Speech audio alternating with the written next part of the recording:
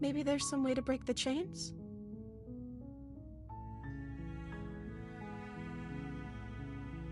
Or if that doesn't work, I guess we can always cut me out of them.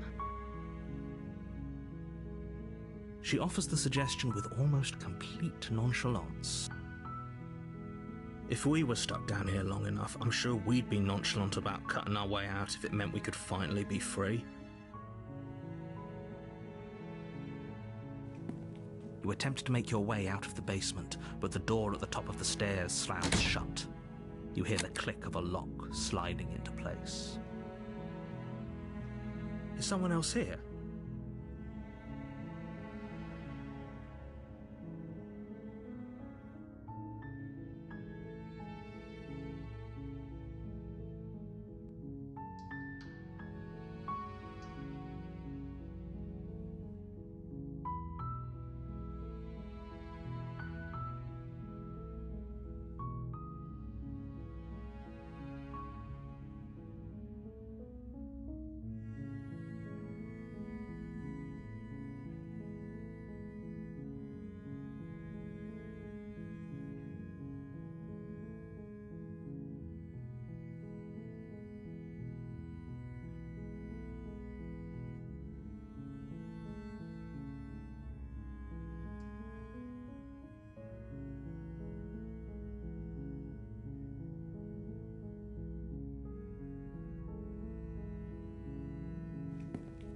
You make your way to the bottom of the stairs.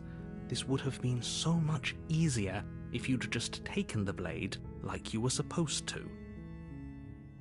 Easier for whom? Easier for everyone. Look at the mess you're in. I heard the door slam. They locked you down here too, didn't they? There's a slight panic rising in the princess's voice. If I could just get out of these chains, I know we could force our way out of here together. She barely hesitates before raising her arm to her mouth, her teeth tearing through her limb with the determination of a trapped wolf. As she rips her flesh from her bone, a sound comes from behind you, the clang of bouncing metal. It's the blade from upstairs. You're not sure how it made its way down here, but if there's a time to strike, it's now. Or we could use it to free her. You won't like what happens if you do that.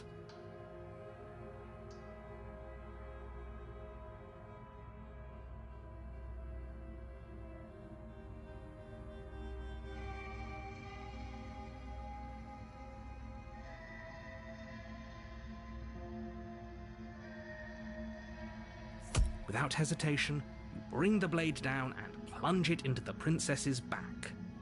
Fine. The wound drives her to the ground. Okay, there's no going back now. I'm with you to the end. You bastard! Were you lying to me this whole time? The princess pushes away from you, the motion ripping the blade from her back. Wounded, but still alive, she crouches on all fours in the corner of the room and meets your eyes with the ferocity of a cornered predator. You've made a terrible enemy, and there's nothing in the world that can possibly save you from me. I thought we had the upper hand, but it's as if she's barely even threatened by us. It's an act. She's wounded and unarmed. There's nothing she can do to hurt you. I'm not so sure. Don't waver now. As you ready your blade to deliver a lethal blow, she lunges at your legs with the same animal ferocity she used to tear at her arm. Your blade cuts into her again and again as you're tackled to the ground, your body racked with pain as she rips into you with tooth and claw. Forget about trying to rescue her. This is about survival now. Give her everything you've got.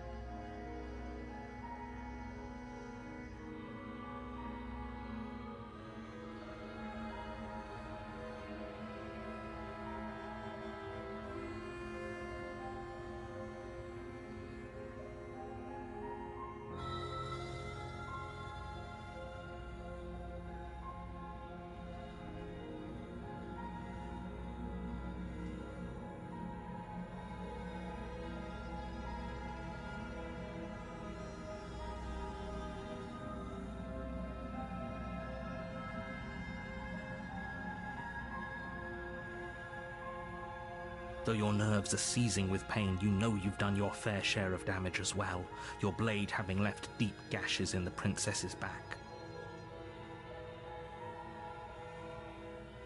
You seize a moment of hesitation to throw her off of you and shakily push yourself back to your knees. We can still turn this around.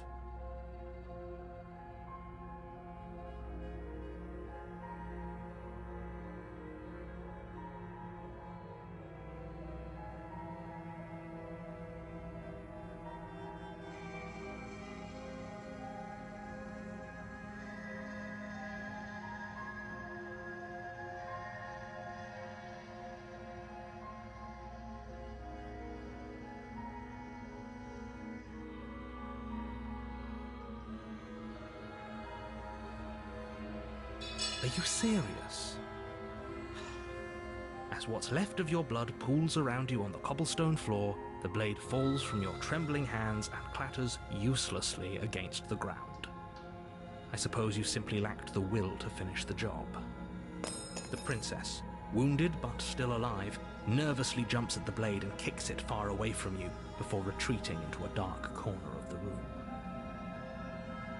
Her shining eyes watch you from the darkness, unblinking and curious as you bleed out. We can only hope the wounds you managed to inflict will be enough to at least delay her escape from this place. If we're very lucky, they'll kill her before she can reach the outside world. After all this time alone, I thought I'd finally found a friend, but you were just another monster, weren't you? This is the end, isn't it? Before you can answer, everything goes dark, and you die.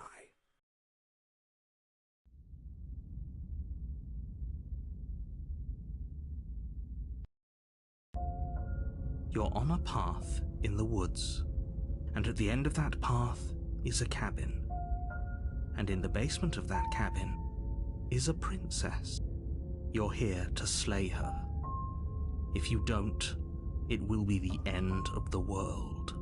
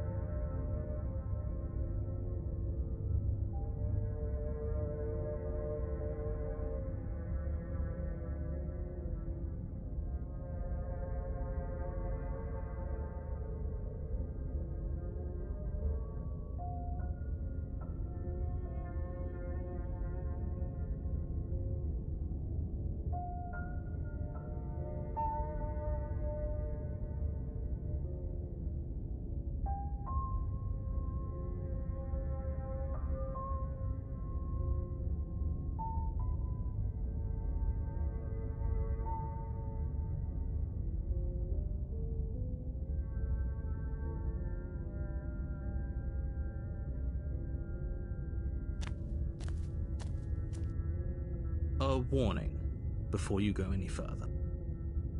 She will lie. Don't believe a word she says.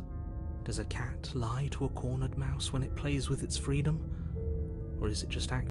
We should trust nothing that she tells us, only what we hear and smell. That's a very roundabout way of saying that you should listen to me and take this seriously. Maybe.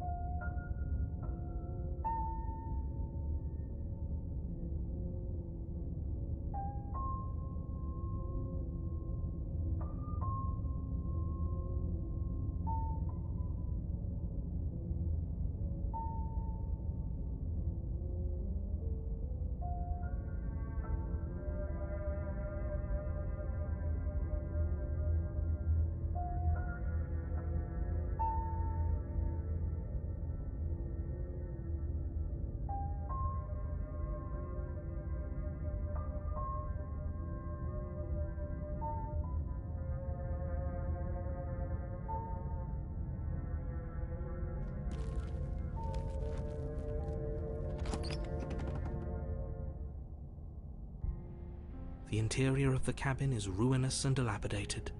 It feels like no one has lived here for a long time, wind rushing in through cracks and holes in the wooden walls. The only furniture of note is a termite-eaten table with a pristine blade perched on its edge. The blade is your implement. You'll need it if you want to do this right.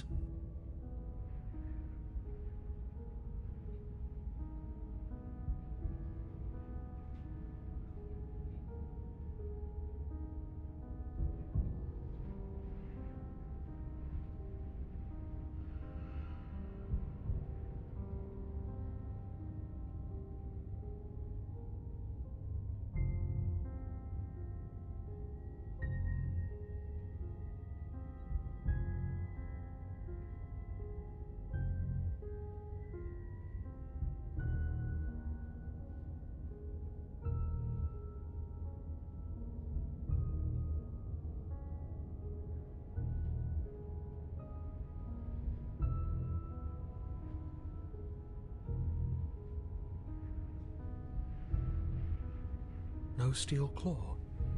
Do you think we can talk our way out of this? I don't think she wants to talk. I guess we'll just have to trust that we made the right call. It'll still be here if we need it.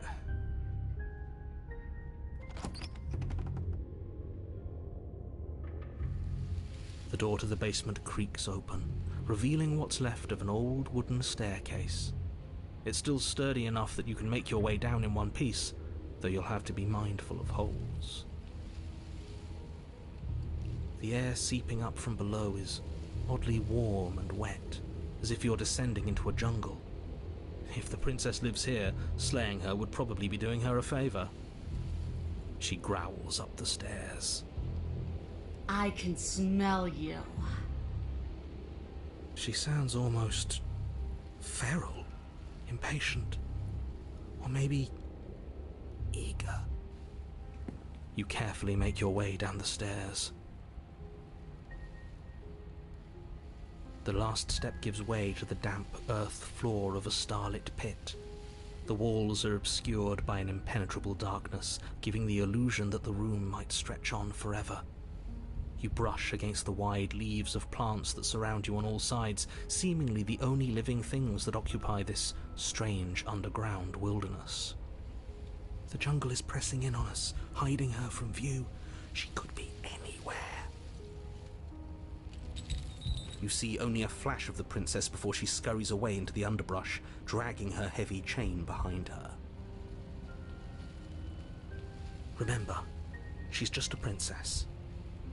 She is certainly not just a princess. You're not helping. doesn't matter what she is. It only matters what she does. Her shining eyes appear between the leaves, staring hungrily at you from the darkness. I can hear your heart pounding from the bottom of the stairs, fledgling. You're right to be terrified. I'm so much more than you. A shiver rushes up your spine and pulls you upright. The air's shifting. She's getting ready to pounce. Move, now.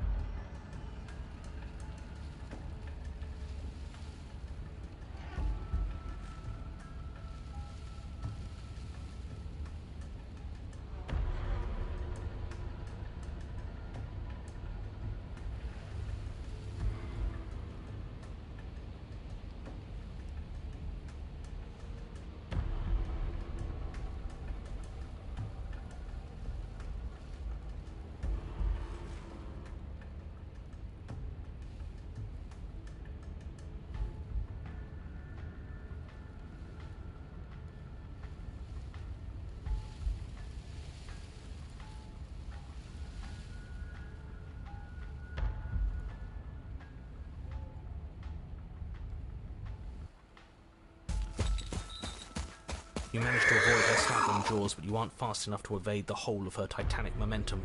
She grazes you, the force of it enough to skin you all along your side, leaving a line of red, raw flesh. It's like being sideswiped by sandpaper. How is she that fast? This isn't working. We have to do something. We have to figure out a plan.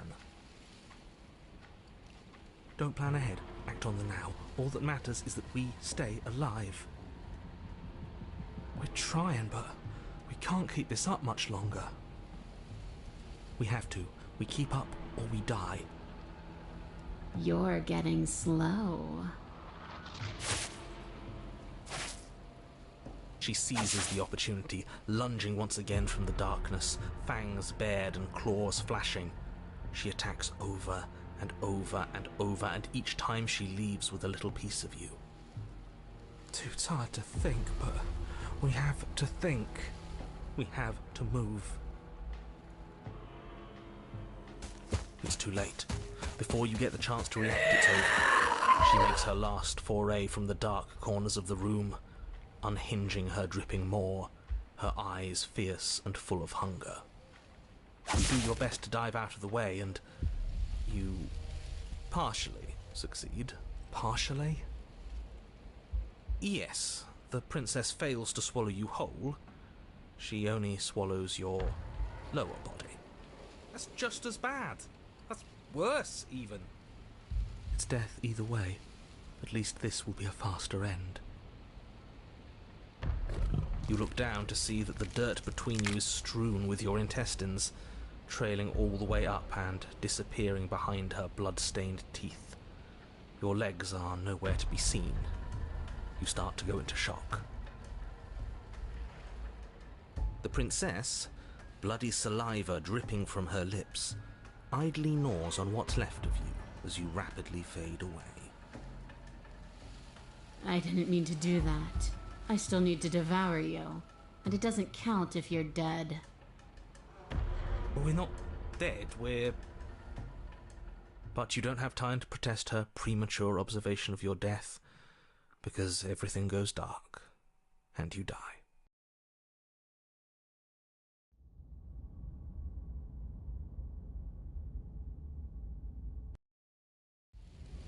You're on a path in the woods. That didn't work.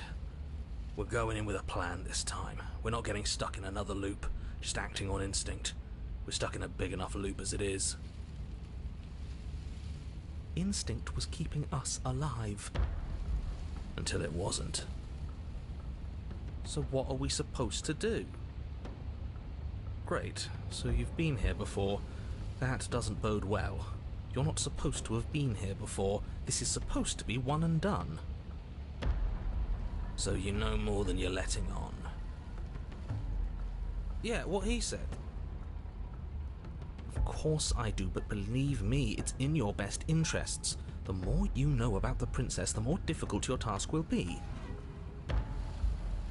Why is that? Having me explain why would defeat the whole purpose. There are simply some things I'm not allowed to tell you. It's a hard rule. And whose rule is it? Who's telling you to boss us around? We've died twice already, and if you want us to stay alive this time, it's in your best interests to give us an edge. It's my rule, and this conversation is over.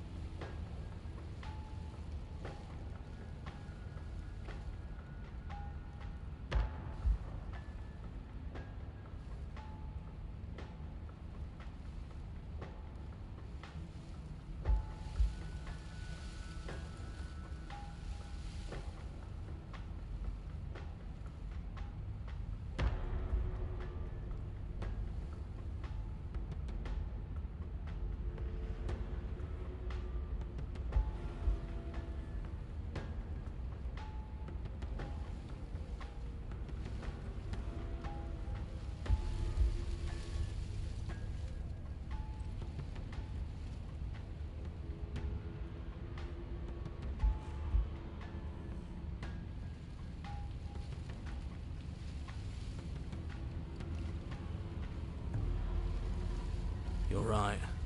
This is different, isn't it? I'm starting to lose track of things myself. Ground is ground. It doesn't matter what shape it takes. We'll adapt. If it looks different, that's because the situation has started to spiral out of everyone's control. So please, disavow yourself of the notion that you can just come back here and fix this place if you manage to make a mess before that line of thinking leaves you yet another world in ruin. Though, as evidenced by you dying twice, it's safe to assume the fates of the worlds you've left behind don't concern you very much. Consider this your last opportunity to make things right, for you and for the rest of existence, but especially for you. Clearly we're not getting anything out of him.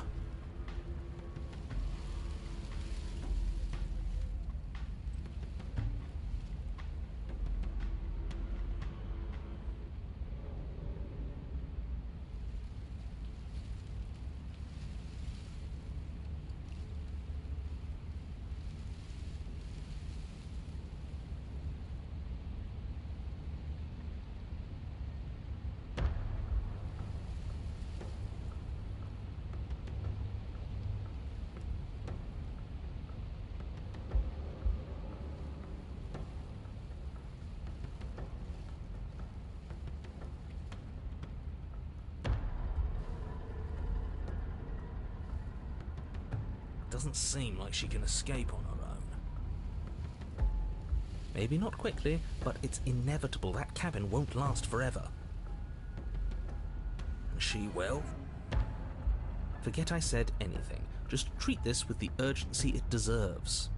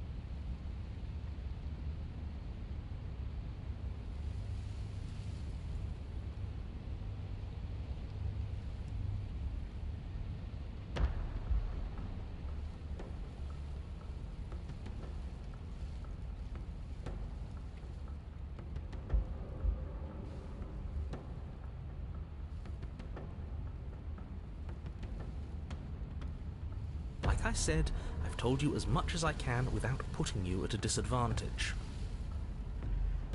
If anything, I've told you too much.